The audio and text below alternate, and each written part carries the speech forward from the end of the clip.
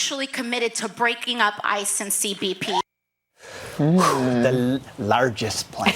Let's bring in Tony Katz, radio talk show host. Tony, thanks for being here this morning. Listen, I don't want to watch that stuff. You don't want to take it seriously. But Bernie Sanders is surging. He's at 25% with a ton of momentum, and she's his top surrogate. In Iowa, he's sitting in the Senate.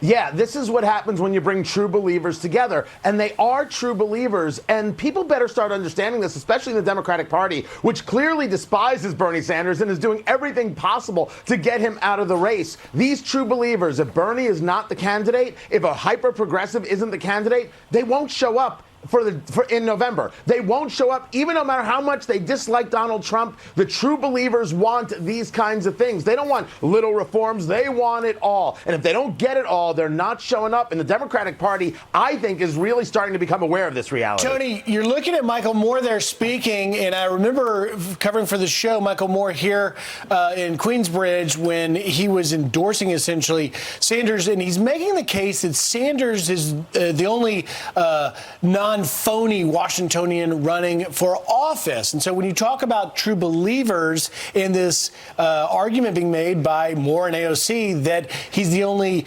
genuine candidate in the race, is that effective? Is that part of why we're seeing the surge in support? If we're talking about millennials, the answer is yes. Even Jim Messina, the former campaign manager for Barack Obama, recognizes and has talked about the fact that the millennial group and others see Bernie Sanders as somebody who's been consistent throughout. Joe Rogan gave Bernie Sanders his endorsement, which kills a lot of people, and the left doesn't even want the true believers. So yes, they see this consistency as valuable. They see him as somebody who isn't phony. They see him as somebody who is really committed. The problem is what he's committed to should have him committed. So, Tony, we've seen so Elizabeth Warren has seen a dip. Yeah, Pete's going to steal that. So Elizabeth Warren has seen a dip in the polls, but she's getting an endorsement from the Des Moines Register. This is what they have to say about her. They say the outstanding caliber of Democratic candidates makes it difficult to choose just one. At this moment, when the very fabric of American life is at stake, Elizabeth Warren is the president this nation needs. So my question to you, Tony, if Elizabeth Warren loses the Iowa caucuses, is it over for her? Well, first, it's good to know that the Des Moines Register now comes via San Francisco.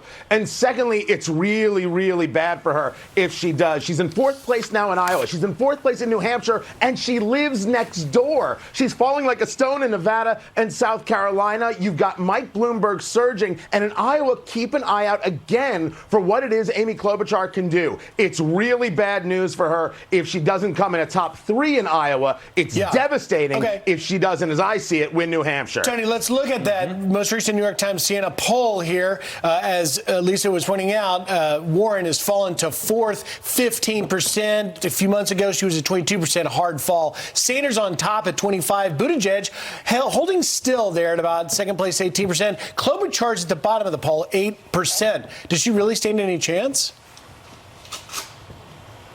If Klobuchar has been rising, and I think that some people are saying, you know what, let's go for somebody we think is rational. Pete Buttigieg, it seems, really did peak too early, and I think he's third overall in Iowa. Boring? That's not what you want. Yes. This is an expectations game. But isn't Klobuchar too boring?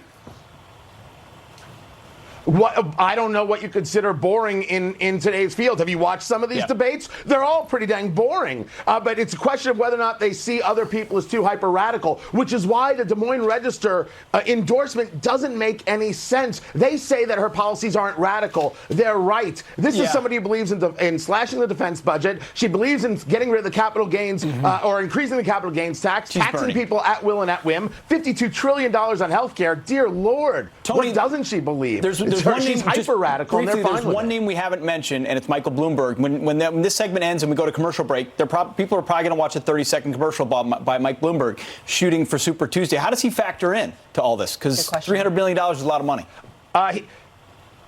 He factors in with $1 billion of his own money and maybe $2 billion of his own money. He factors in as a guy who gets the perception of being a rational guy, and he certainly seems more enjoyable than the rest of this field. Money talks in this case, and he's willing to do a whole lot of talking. All right, Tony Katz, thank you for bringing that to us. Thanks, sir. Good Appreciate insight. it. Thanks, Great Tony. stuff. He's so committed, they should have him committed. I got to I like refine that. That's He a did good it way one. better. You gotta All write right, it down. turn now to some headlines, including some tough ones here.